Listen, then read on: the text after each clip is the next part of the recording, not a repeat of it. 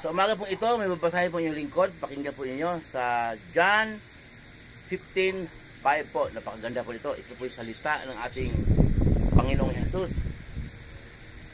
Ako ang puno ng ubas at kayo ang mga sanga.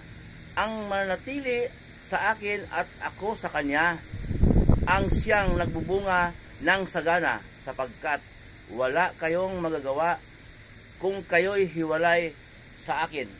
Yun po ang sabi ng ating Panginoong Jesus. Wala daw po tayong magagawa kung tayo po'y hiwalay sa Kanya. Pero karamihan po sa atin ay hindi po pinansin yun.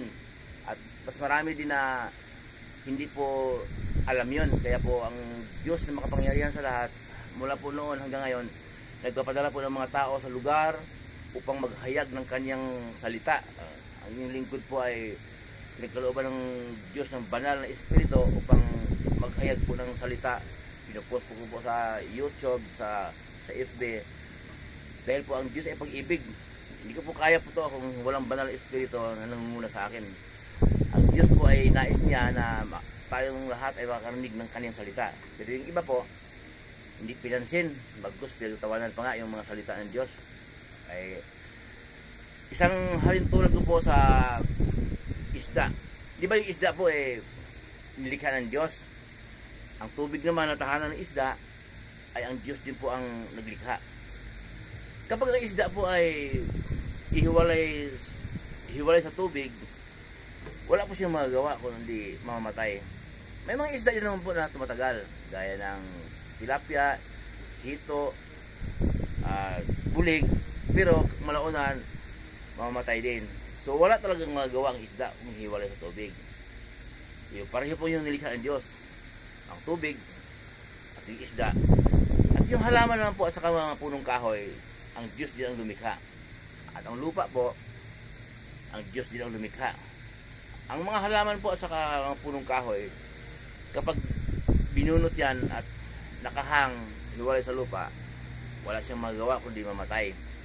May mga halaman din naman at saka mga kahoy na tumatagal, pero malaunan mamamatay din.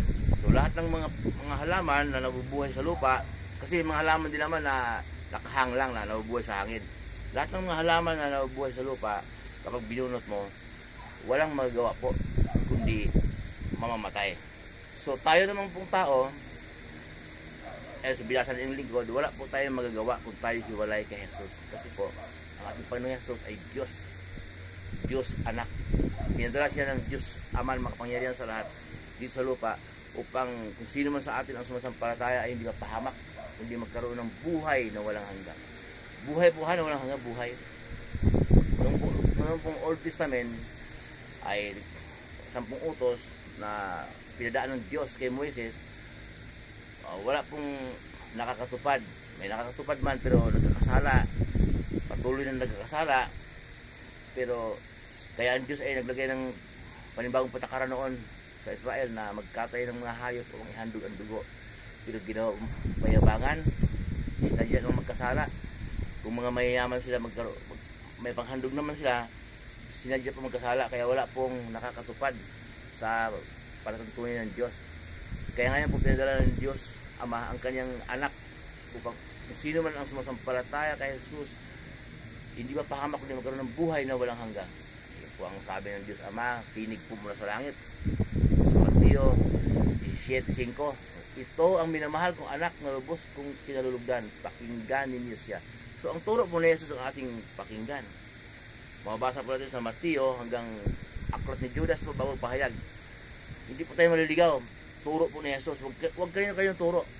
Ang inyong lingkod po, naghayag ng salita ng Diyos, pero may verse naman na binabanggit. Basahin din po ninyo. Dahil wala po tayong magagawa kung tayo hiwalay kay Jesus. Muli po ang inyong lingkod, si Chef Roy. Mabuhay po kayo. Sasamahan kayo ng Diyos kahit saan po kayo punta. Sa mga trabaho pinasukan ninyo, mga negosyo, kung anong pinagkitaan nyo sa buhay, ayon sa kalooban ng Diyos, pagpapalain po kayo ng Diyos.